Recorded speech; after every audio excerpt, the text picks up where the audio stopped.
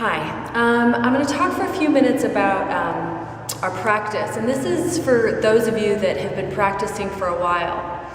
And myself, I've been practicing for almost 25, 26 years, and what I realized is through that length of time is there is that question, can we practice too much? And I've realized that the answer is, unfortunately, yes, we can practice too much.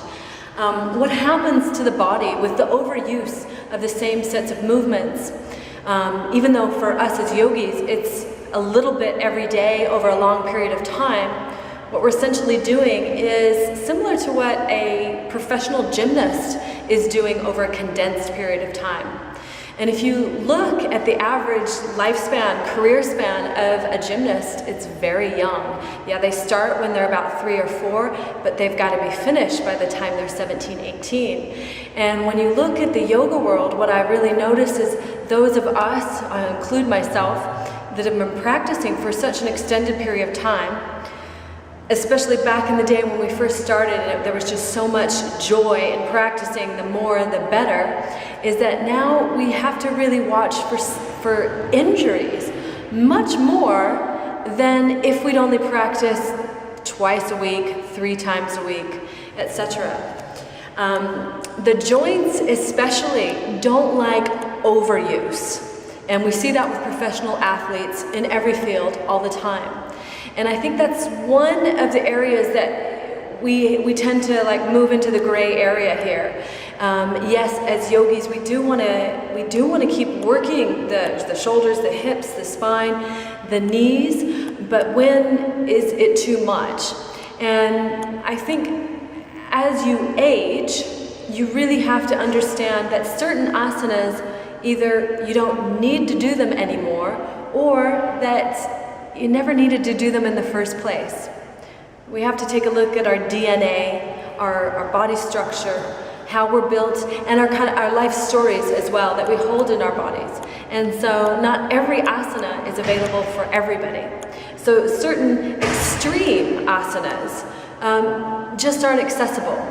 And that's okay, we can work towards them, but if we're fighting for them, then what we do is we create deterioration over a period of time in the joints, especially the knees and the hips and the shoulders, which become much more vulnerable. So it's interesting because my advice isn't necessarily stop practicing, of course it's not, but it's look at the practice that we do and look at how often we practice with intensity. Learning how to find a balance in our practice. If we love the Ashtanga practice, great, but maybe after 40, 45, we really need to balance that out with some restorative practices, with some yin practices.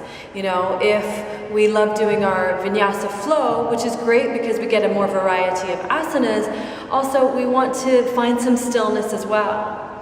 I think we're all moving towards finding our pranayama and our meditation practice eventually, and that's really important because it allows us to find that stillness, that joy that we get in the practice from a sense of stillness. It doesn't always have to be moving.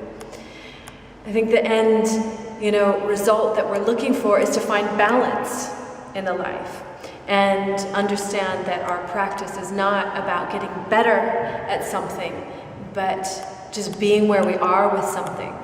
As when we're beginners, of course, there's lots of changes and shifts.